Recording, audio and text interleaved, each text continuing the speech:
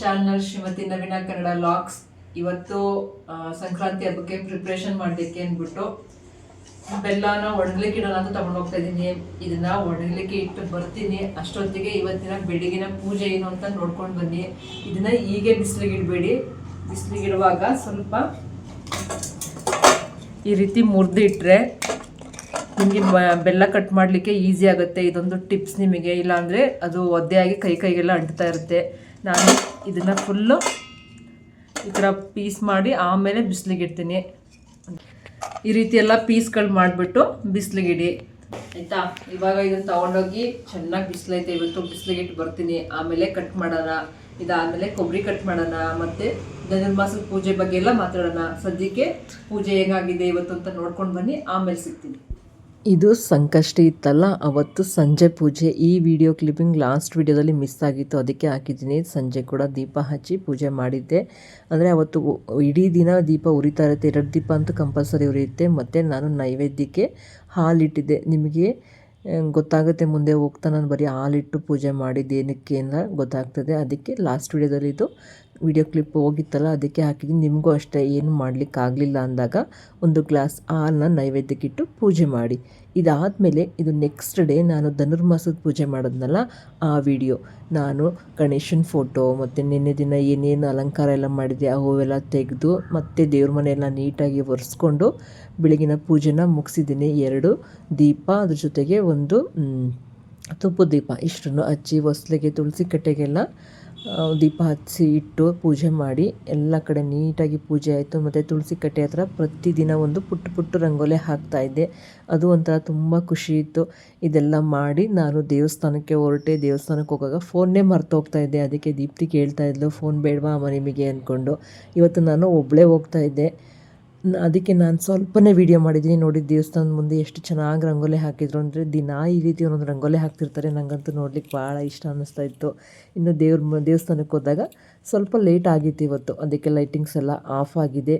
ನಾನು ಪೂಜೆ ಎಲ್ಲ ಮುಗಿಸ್ಕೊಂಡು ಡೈರೆಕ್ಟ್ ದೇವರನ್ನೇ ನಿಮಗೆ ತೋರಿಸ್ತಾ ಇದ್ದೀನಿ. ಯಾಕಂದರೆ ಲಾಸ್ಟ್ ವೀಡಿಯೋದಲ್ಲಿ ನಿಮಗೆ ದೇವಸ್ಥಾನದ ಒಳಗಡೆ ಹೋಗಿ ವಿಡಿಯೋ ಮಾಡೋಕ್ಕಾಗಲಿಲ್ಲ, ಅದಕ್ಕೆ ಇವತ್ತು ವಿಡಿಯೋ ಮಾಡ್ತಾಯಿದ್ದೀನಿ. ಗಣೇಶನ ನೋಡಿ ಎಷ್ಟು ಚೆಂದ ಬೆಣ್ಣೆ ಅಲಂಕಾರ ಮಾಡಿದ್ರು ಅಂತ. ಇಲ್ಲಿ ಯಾವಾಗಲೂ ಬೆಣ್ಣೆ ಅಲಂಕಾರ ಮಾಡ್ತಾರೆ. ನೆಕ್ಸ್ಟು ನಮ್ಮ ಆದಿಶಕ್ತಿ ದೇವಿ ಎಷ್ಟು ಚೆಂದ ಸೀರೆ ಉಡಿಸಿದ್ದಾರೆ ನೋಡಿ. ಇಲ್ಲಿ 3 ಹೆಣ್ಣು ದೇವರುಗಳಿದೆ. ಆ 3 ದೇವರುಗಳಿಗೂ ಇದು ಕಾಳಮ್ಮ ದೇವಿ. ಒಂದು ಬಂದಂತಮ್ಮ, ಒಂದು ಆದಿಶಕ್ತಿ, ಒಂದು ಕಾಳಮ್ಮ. ಇದಿಷ್ಟು ದೇವರುಗಳು ಅಲ್ಲಿರೋದು. ಚೆನ್ನಾಗಿತ್ತು ಪೂಜೆ ಮಾಡಿದ್ದು. ಪೂಜೆ ಎಲ್ಲ ಮುಗಿಸಿ ನಾನಿಲ್ಲಿ ಹಣ್ಣೆಲ್ಲ ಇಟ್ಟು ಹೋಗಿದ್ದೆ. ನಾನು ಏನು ಪೂಜೆ ಮಾಡಿದ್ದೆ ಅದನ್ನು ಇಟ್ಟು ಹೋಗಿದ್ದೆ. ಯಾರೋ ತಗೊಂಡು 2 ಮಾತ್ರ ಇಟ್ಟು ಇನ್ನುಳಿದ ಹಣ್ಣೆಲ್ಲ ಒಂದು ಚಿಪ್ ಹಣ್ಣು ತೊಗೊಂಡೋಗಿರು. ಮತ್ತು ದೇವ್ರ ಪ್ರಸಾದ ಎಲ್ಲ ಇಟ್ಟಿದ್ದೆ. ಪರವಾಗಿಲ್ಲ, ನಾನು ಅವತ್ತು ಕುಂಕುಮ ಕೊಡೋಕ್ಕಾಗಲಿಲ್ಲ, ಬೇರೆಯವರು ತಗೊಂಡಿದ್ದಾರೆ. ಒಂಥರ ಖುಷಿ ಆಯಿತು ನನಗೆ. ನೋಡ್ತಾ ಇದ್ದೀರಲ್ಲ, ಏನು ಅಂದ್ಕೊಂಡ್ರಿ? ಏನಪ್ಪ ನವೀನ ತರಕಾರಿ ಅಂಗಡಿ ಇಟ್ಕೊಂಡವಳ ಅಂತ ನೋಡ್ತಾ ಇದ್ದೀರಾ? ಇಲ್ಲೂ ಇದೆ ನೋಡಿ, ಕುಂಬಳಕಾಯಿ ಇದೆ, ಆ ಕಡೆ ಬಟಾಣಿ ಇದೆ. ಇಲ್ಲಿ ತರಕಾರಿಗಳೆಲ್ಲ ತಂದು ಸುರಿದಿದ್ದೀನಿ. ನಿಜ ಹೇಳ್ಬೇಕಂದ್ರೆ ಇದು ನಿನ್ನೆ ತಗೊಬಂದಿರೋ ತರಕಾರಿ, ಇನ್ನೂ ಜೋಡ್ಸೋಕೆ ಟೈಮ್ ಆಗಿಲ್ಲ. ಅದು ಏನಕ್ಕೆ ಅಂತಲೂ ಕೂಡ ಹೇಳ್ತೀನಿ. ಇವಾಗೆಲ್ಲ ಜೋಡ್ಸೋಣ ಅಂದ್ಬಿಟ್ಟು ಕೂತಿದ್ದೀನಿ ನೋಡಿ. ಎಲ್ಲ ಹರಡಿಟ್ಟಿದ್ದೀನಿ. ಎಲ್ಲ ಒಂದು ಕಡೆಯಿಂದ ಇವಾಗ ಜೋಡಿಸ್ಕೊಂಡು ಬರಬೇಕು.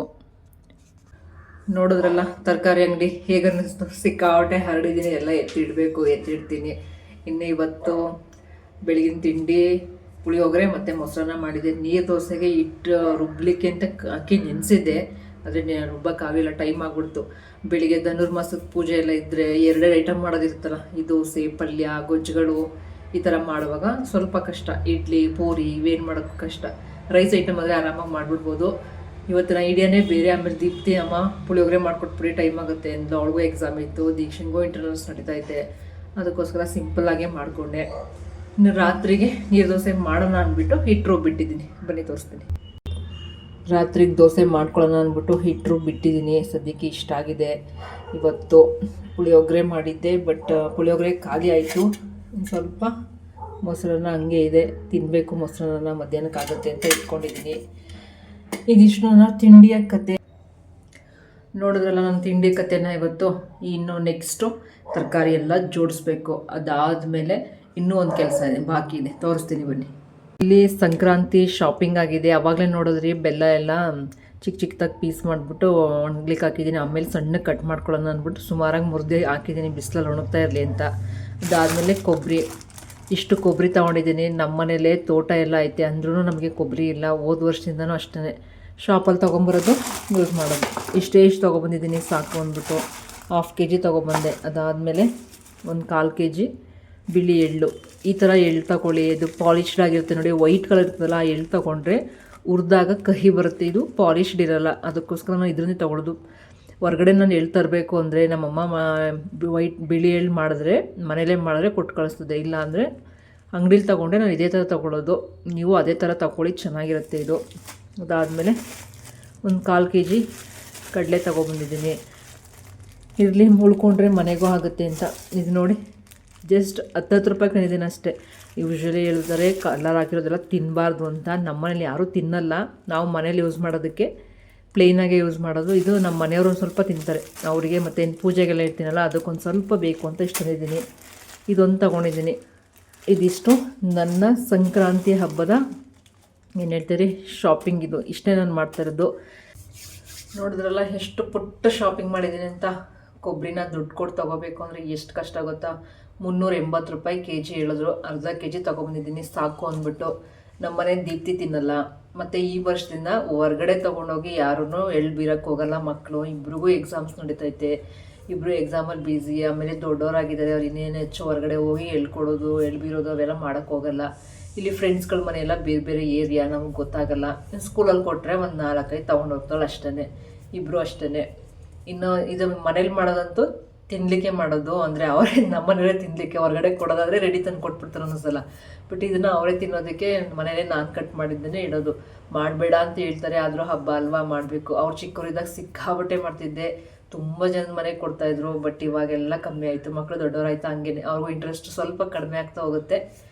ನಾವು ಮಾಡೋದಕ್ಕೆ ಕಮ್ಮಿ. ಈ ಸಲ ಇನ್ನೂ ಕಮ್ಮಿ ಮಾಡಿದ್ದೀನಿ. ಇದೇ ಫಸ್ಟ್ ಟೈಮ್ ಇಷ್ಟು ಕಮ್ಮಿ ಕೊಬ್ಬರಿ ತಂದಿರೋದು ನಾನು. ನೋಡೋಣ, ಏನಾದರೂ ಮನೆಯವ್ರು ಇನ್ನೂ ಮಾಡು ಅಂದರೆ ತೊಗೊಬಂದರೆ ಮಾಡ್ತೀನಿ. ಆಮೇಲೆ ಇನ್ನೊಂದು ವಿಚಾರ, ಈ ಕೊಬ್ಬರಿ ವಿಚಾರದಲ್ಲಿ ಹೇಳಬೇಕು ಅಂದರೆ, ಇದು ಬ್ಲ್ಯಾಕ್ ಕಲರ್ ತೆಗೆದುಬಿಡ್ತಾರೆ ಸಾಮಾನ್ಯವಾಗಿ. ನಾನು ನೋಡಿರೋಂಗೆ ಇದನ್ನು ತೆಗೆದು ಒಳಗಡೆ ವೈಟ್ ಮಾತ್ರನೇ ಕಟ್ ಮಾಡೋದು. ಬಟ್ ನಾನು ಯಾವುದೋ ಪೇಪರಲ್ಲಿ ಓದಿದ್ದೆ, ಕರೆಕ್ಟ್ ನ್ಯೂಸ್ ಪೇಪರಲ್ಲಿ ಓದಿದ್ದೆ ನಾನು. ಒಬ್ಬರು ಡಾಕ್ಟ್ರು ಆರ್ಟಿಕಲ್ ಬರೀತಾಯಿದ್ರು, ಹಿಂಗೆ ಸಂಕ್ರಾಂತಿ ಹಬ್ಬದಲ್ಲಿ ಒಂದು ಆರ್ಟಿಕಲ್ ಬರೆದಿದ್ರು. ಆವಾಗ ನಾನು ನೋಡಿದ್ದು ಈ ಬ್ಲ್ಯಾಕ್ ಕಲರ್ ಕೂಡ ಹಾಕಿ, ಯಾಕಂದರೆ ಇದರಲ್ಲಿ ನಮಗೆ ಹೆಲ್ತ್ಗೆ ಬೇಕಾಗಿರೋ ಬೆನಿಫಿಟ್ಸ್ ಇರುತ್ತೆ. ಇದನ್ನು ತೆಗೆದು ನೀವು ಕೊಬ್ಬರಿ ಹೆಚ್ಚೋದಕ್ಕಿಂತ ಇದನ್ನು ಯೂಸ್ ಮಾಡಿದ್ರೆ ನಮ್ಮ ಸ್ಕಿನ್ಗಾಗಲಿ ಹೆಲ್ತ್ಗಾಗಲಿ ಎಲ್ಲದಕ್ಕೂ ಒಳ್ಳೆಯದು ಅಂತ ಅವರೊಂದು ಆರ್ಟಿಕಲ್ ಬರೆದಿದ್ರು. ಅವಾಗಿನಿಂದ ನಾನು ಮುಂಚೆನೂ ಅಷ್ಟೇ ನಾನೇನು ತೆಗಿತಿರಲಿಲ್ಲ, ಬಟ್ ಅವಾಗಿಂದ ಇನ್ನೂ ಸೀರಿಯಸ್ ಆಗಿ ಇದನ್ನೇನು ತೆಗಿಯಲ್ಲ, ಹಂಗೆ ಕಟ್ ಮಾಡ್ತೀನಿ. ಇದನ್ನೆಲ್ಲ ನಾನು ಕಾಯಿ ತುರಿಯೋ ಮಣೆ ಬರುತ್ತಲ್ಲ ಅದ್ರಲ್ಲಿ ಕಟ್ ಮಾಡ್ತೀನಿ, ಮತ್ತು ಬೆಲ್ಲನ ಚಾಕಲ್ಲಿ ಕಟ್ ಮಾಡ್ತೀನಿ. ನಾನು ಮಾಡುವಾಗ ನಿಮಗೆ ತೋರಿಸ್ತೀನಿ. ಮಾಡಿಬಿಟ್ಟು 1 ದಿನ ಅಥವಾ 2 ದಿನ ಬಿಸಿಲಲ್ಲಿ ಒಣಗಿಸಿದ್ರೆ ಸುಮಾರು ದಿನ ಬಾಳಿಕೆ ಬರುತ್ತೆ. ಸದ್ಯಕ್ಕೆ ಇದು ನನ್ನ ಸಂಕ್ರಾಂತಿಯ ಒಂದು ವಿಷಯ. ನೋಡೋಣ ಹೋಗ್ತಾ ಆದರೆ ವೀಡಿಯೋಸ್ನ ಇನ್ನೂ ಕಂಟಿನ್ಯೂ ಮಾಡ್ತೀನಿ. ಇವತ್ತು ನೆಕ್ಸ್ಟ್ ನಾಳೆ ಒಂದಿನ ನನಗೆ ಧನುರ್ಮಾಸದ್ದು ಪೂಜೆ ಇದೆ. ಇವತ್ತು ಆಯಿತು ಪೂಜೆ, ಸ್ವಲ್ಪ ಅದೇ 6:15 6:30 ಒಳಗಡೆ ಆಯಿತು. ಅದಾದಮೇಲೆ ಬಂದು ಮಕ್ಳಿಗೆ ತಿಂಡಿ ಮಾಡೋದು ಬೇಗ ಮಾಡಬೇಕು ದೀಕ್ಷೆಗೆ, ಅದೊಂದು ಸ್ವಲ್ಪ ಕಷ್ಟ. ಇನ್ನು ಇವತ್ತು ಒಂದಿನ ನಮ್ಮ ಮನೆಯವ್ರನ್ನ ಬರಬೇಡಿ, ನಾಳೆ ಬನ್ನಿ, ನಾಳೆ ಪೂಜೆ ಮುಗಿಸ್ಬಿಡ್ತೀನಿ. ಯಾಕಂದರೆ ಅವ್ರು ಬಂದರೆ ಸುಮ್ಮನೆ ಏನೋ ಒಂದು ತಿಂಡಿ ಮಾಡೋಕ್ಕಾಗಲ್ಲ. ಫುಲ್ಲು ಸಾಂಬಾರು, ಪಲ್ಯ, ಚಪಾತಿ, ಮುದ್ದೆ ಎಲ್ಲ ಮಾಡಬೇಕು. ನಾನು ಅದಕ್ಕೆ ಲೇಟ್ ಆಗುತ್ತೆ, ಆಗೋದಿಲ್ಲ ಅಂತ ಹೇಳಿದ್ದೀನಿ. ಬರಲಿಲ್ಲ ಅಂದರೆ ಸಾಕು ಅಂತಲೇ ವೆಯ್ಟ್ ಮಾಡ್ತಾಯಿದ್ದೀನಿ. ನಾಳೆ ಒಂದಿನ ಪೂಜೆ ಮುಗಿಸ್ಕೊಂಡ್ರೆ ಮುಗೀತು. ನೋಡಿದ್ರಲ್ಲ ನನ್ನ ಕಣ್ಣೆಲ್ಲ ಹೆಂಗಾಗಿದೆ. ದಿನ ಬೆಳಿಗ್ಗೆ 3:45ಗೆ ಎದ್ದೇಳ್ತಾ ಇದ್ದೀನಿ, ಅಂದ್ರೂ ಬೇಗ ಕೆಲಸ ಆಗ್ತಾನೇ ಇಲ್ಲ. ನಿನ್ನೆ ಲಾಸ್ಟ್ ವೀಡಿಯೋದಲ್ಲಿ ಹಾಕಿದ್ನಲ್ಲ, ನನಗೆ ನಿನ್ನೆ ನಿಮಗೆ ಲಾಸ್ಟ್ ವೀಡಿಯೋಸ್ ಇದ್ರದ್ದು ಪೂಜೆದು ಸಂಕಷ್ಟಿ ಪೂಜೆದು ನನಗೆ ಸಿಕ್ಕಾಬಟ್ಟೆ ಅವತ್ತು ಸಂಜೆ ತಲೆನೋವು ಬಂದ್ಬಿಡ್ತು. ಮೈಗ್ರೇನ್ ತಲೆನೋವು ಅಂತ ನಾನು ಮೊದಲೇ ಹೇಳಿದ್ದೀನಿ. ಹಸ್ಕೊಂಡಿದ್ದಕ್ಕೆ ಸಿಕ್ಕಾಬಟ್ಟೆ ತಲೆನೋವು ಬಂತು. ಅದಕ್ಕೆ ಕಾರಣ ಕೂಡ ನಾನೇ ಅಂತ ಹೇಳ್ಬೋದು. ಯೂಶ್ವಲಿ ಉಪವಾಸ ಇದ್ದರೆ ಹಿಂದಿನ ದಿನದಿಂದನೇ ನಾವು ಒಂದು ಸ್ಟ್ರಿಕ್ಟಾಗಿ ಊಟನ ತಿನ್ನಬೇಕಾಗುತ್ತೆ, ಕಟ್ಟುನಿಟ್ಟಾಗಿ. ಅವತ್ತಿಂದನೇ ಉಪವಾಸ ಸ್ಟಾರ್ಟ್ ಮಾಡೋ ಥರ ಇರಬೇಕು, ಡಯಟಲ್ಲಿ ಇರಬೇಕು ಅಂತಾರೆ. ಬಟ್ ನಾನು ಅಳಸನಕಾಯಿ ಸಾಂಬಾರು ಮಾಡಿಬಿಟ್ಟಿದ್ದೆ. ಅದೊಂದು ಸ್ವಲ್ಪ ಇಷ್ಟ ಅಂದ್ಬಿಟ್ಟು ಅದನ್ನು ತಿಂದೆ. ಊರಿಂದ ಗಿಣ್ಣು ಕೊಟ್ಟು ಕಳಿಸಿದ್ದು ನೋಡಿದ್ರಲ್ಲ, ಅದನ್ನು ತಿಂದಿದ್ವಿ. ಸೊ ಇದೆಲ್ಲದರಿಂದ ಸ್ವಲ್ಪ ನನಗೆ ಹೆಲ್ತ್ ಅಪ್ಸೆಟ್ ಆಯಿತು. ಸ್ವಲ್ಪ ಏನೋ ಜಾಸ್ತಿನೇ ಅಪ್ಸೆಟ್ ಆಯಿತು. ಗ್ಯಾಸ್ಟ್ರಿಕ್ ಥರ ಆಗಿ ಸಿಕ್ಕಾಬಿಟ್ಟೆ ತಲೆನೋವು. ರಾತ್ರಿ ಮಾತ್ರೆ ನುಂಗಿ ಮಲಗಿದ್ದು. ಆಮೇಲೆ ನಾನು ದೇವಸ್ಥಾನಕ್ಕೆ ಹೋಗಿ ವಿಡಿಯೋ ಮಾಡಿದ್ದು.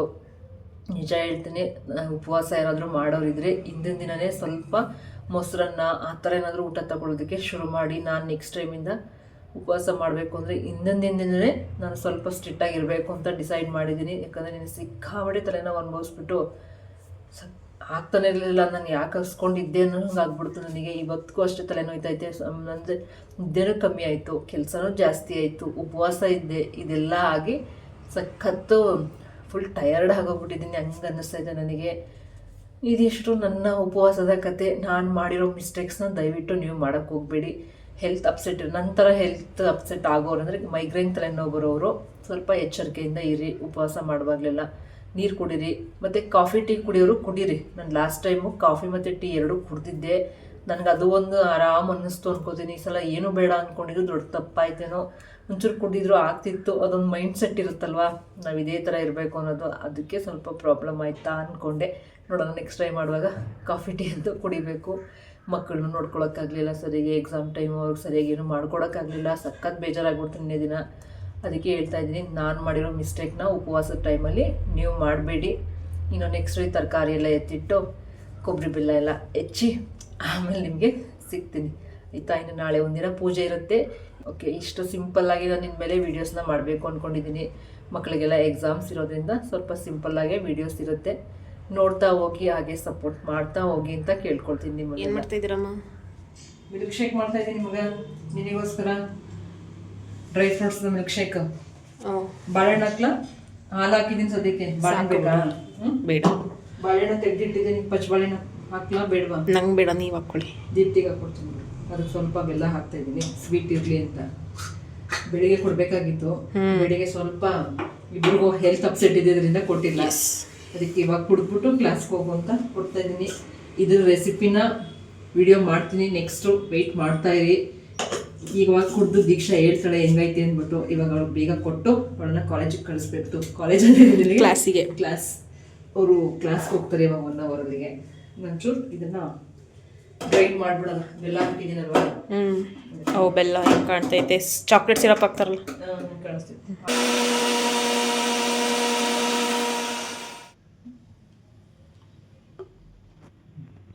ಸಾಕಾ?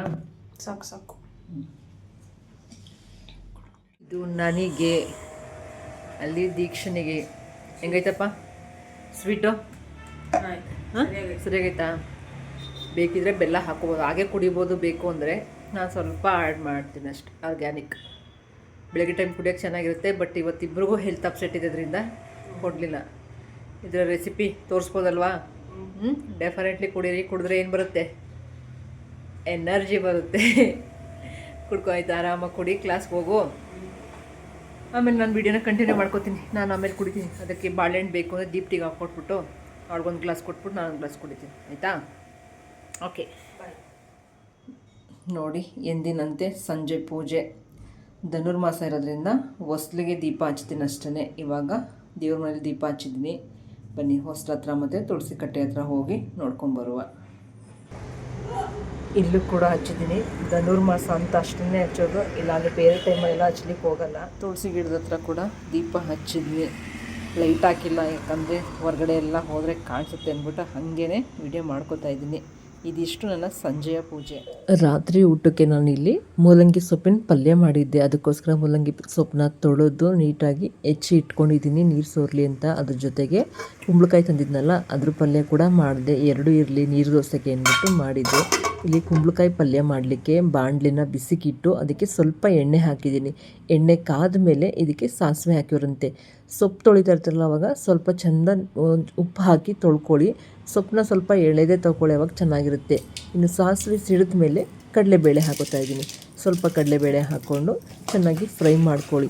ಇದು ಸ್ವಲ್ಪ ಫ್ರೈ ಆದ್ರೇ ಚೆನ್ನಾಗಿರುತ್ತೆ, ಇಲ್ಲಾಂದರೆ ಹಸಿ ಹಸಿ ಅನ್ನಿಸ್ತಿರ್ತದೆ ಮತ್ತು ಹಲ್ಲಿಗೆಲ್ಲ ಅಂಟ್ಕೊಳ್ಳುತ್ತೆ. ಅದಕ್ಕೆ ಸ್ವಲ್ಪ ಫ್ರೈ ಮಾಡ್ಕೊಳ್ಳಿ. ಅದಾದಮೇಲೆ ಒಣಮೆಣ್ಸಿನ್ಕಾಯಿ ಹಾಕೋತಾ ಇದ್ದೀನಿ. ಹಸಿಮೆಣ್ಸಿನ್ಕಾಯಿ ಕೂಡ ಹಾಕೋಬೋದು, ಬಟ್ ನಮಗೆ ಸ್ವಲ್ಪ ಹೊಟ್ಟೆ ಸಮಸ್ಯೆ ಇದ್ದಿದ್ದರಿಂದ ಇಲ್ಲಿ ನಾನು ಒಣಮೆಣ್ಸಿನ್ಕಾಯಿನೇ ಹಾಕೋತಿದ್ದೀನಿ. ಅದಾದಮೇಲೆ ಸ್ವಲ್ಪ ಬೆಳ್ಳುಳ್ಳಿನ ಜಜ್ಜಿ ಹಾಕ್ಕೊಂಡು ಅದು ಫ್ರೈ ಆದಮೇಲೆ ಈರುಳ್ಳಿ ಹಾಕ್ಕೊಂಡು ಫ್ರೈ ಮಾಡ್ಕೊಳ್ಳಿ.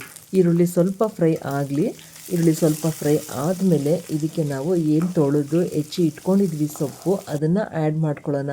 ಈ ಥರ ಸಣ್ಣಕ್ಕೆ ಹೆಚ್ಕೊಳ್ಳಿ, ತುಂಬ ಚೆನ್ನಾಗಿರುತ್ತೆ. ಈ ಸೊಪ್ಪಿನ ಪಲ್ಯ ಆರೋಗ್ಯ ದೃಷ್ಟಿಯಿಂದ ತುಂಬಾ ಒಳ್ಳೆಯದು. BP ಇರೋರಿಗೆ, ಶುಗರ್ ಇರೋರಿಗೆ ಮತ್ತು ಹೊಟ್ಟೆ ಸಮಸ್ಯೆ ಇರೋರಿಗೆ, ಅಂದರೆ ಡೈಜೆಷನ್ ಪ್ರಾಬ್ಲಮ್ ಇರೋರಿಗೆ ತುಂಬ ಯೂಸ್ ಆಗುತ್ತೆ. ಅದಕ್ಕೋಸ್ಕರ ಈ ರೆಸಿಪಿನ ನಿಮ್ಗೆ ತೋರಿಸ್ತಾ ಇದ್ದೀನಿ.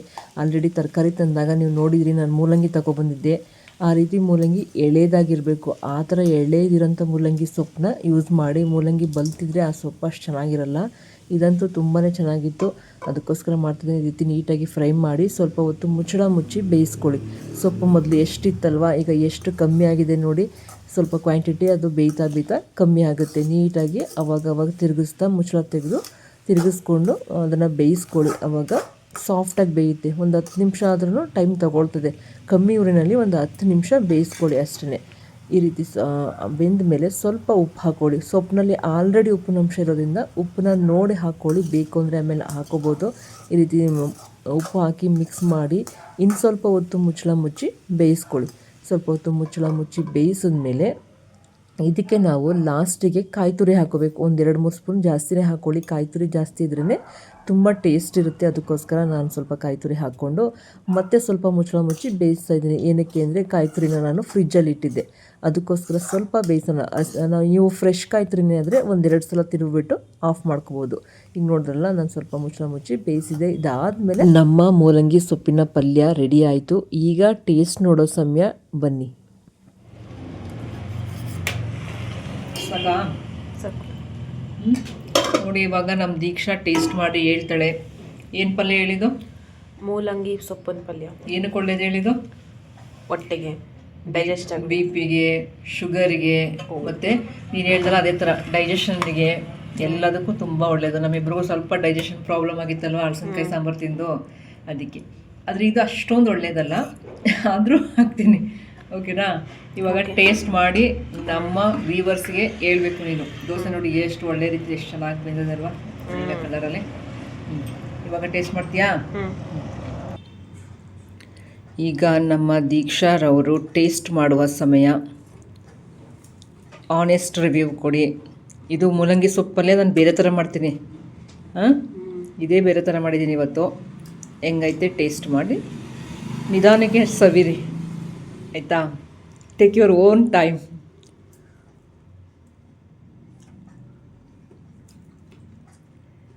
ಒಂದು ನಿಮಿಷ ಆಗೇ ಹೋಯ್ತು. ಚೆನ್ನಾಗೈತೆ. ಕಹಿ ಬರ್ತಾ ಇತ್ತು ಮೊದಲು ಸ್ವಲ್ಪ. ಅದು ಸ್ವಲ್ಪ ಕಹಿ ಬರುತ್ತೆ ಸೊಪ್ಪು, ಬಟ್ ಆರೋಗ್ಯ ದೃಷ್ಟಿಯಿಂದ ತಿನ್ನಲೇಬೇಕು. ಸೊಪ್ಪಿನ ಪಲ್ಯ ಮಾಡಿಕೊಂಡು ತಿನ್ಕೊಳ್ಳಿ. ಈಗ ಕುಂಬಳಕಾಯಿ ಪಲ್ಯ ತಿಂತಾಳೆ, ಅದು ಹಿಂಗಿದ್ರೂ ಇಷ್ಟ ಆಗುತ್ತೆ ಅವ್ರಿಗೆ. ಬಟ್ ಈ ಕುಂಬಳಕಾಯಿ ಚೆನ್ನಾಗೈತೆ. ನೀರು ಕುಂಬಳ ಆದರೆ ಚೆನ್ನಾಗಿರಲ್ಲ, ಇದು ಚೆನ್ನಾಗಿರುತ್ತೆ. ನೋಡಿ ಮೆಣ್ಸಿಕಾಯಿಗೆ ಹೋಯ್ತಿರೋದ ಕೈ. ಬೇಡ ಕಣೆ, ಗ್ಯಾಸ್ಟ್ರಿಕ್ ಆಗುತ್ತೆ. ಆರೋಗ್ಯಕ್ಕೋಸ್ಕರ ನಾನು ಸೊಪ್ಪಿನ ಪಲ್ಯ ಮಾಡಿದೆ.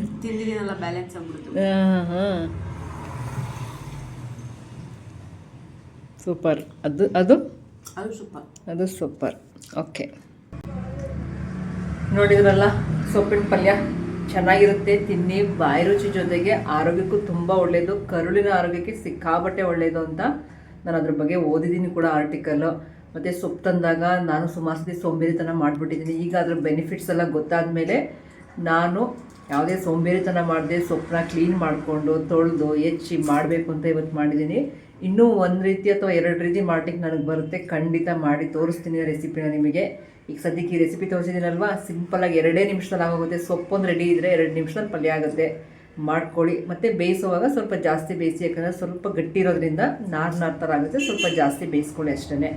ಇನ್ನು ಇವತ್ತಿನ ಈ ವಿಡಿಯೋ ನಿಮ್ಗೆ ಇಷ್ಟ ಆಗಿರುತ್ತೆ ಅಂತ ಭಾವಿಸ್ತಾ, ನಾಳೆ ನನ್ನ ವಿಡಿಯೋನ ಕಂಟಿನ್ಯೂ ಮಾಡ್ತೀನಿ. ನಾಳೆ ನಾನು ಧನುರ್ಮಾಸದ 3ನೇ ದಿನದ ಪೂಜೆ ಇರುತ್ತೆ, ಅದಕ್ಕೆ ಸಪ್ರೇಟಾಗಿ ವಿಡಿಯೋ ಮಾಡೋಣ. ವಿಡಿಯೋ ಲೆಂತಿ ಆಗುತ್ತೆ ಅಂದ್ಬಿಟ್ಟು ಇನ್ನು ಉಳಿದಿದ್ದೆಲ್ಲ ಹಳೆ ವಿಡಿಯೋದಲ್ಲಿ ನೋಡಿರೋಂತೆ.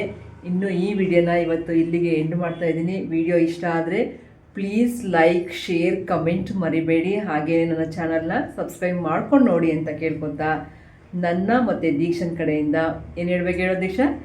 ಧನ್ಯವಾದಗಳು. Thank you so much.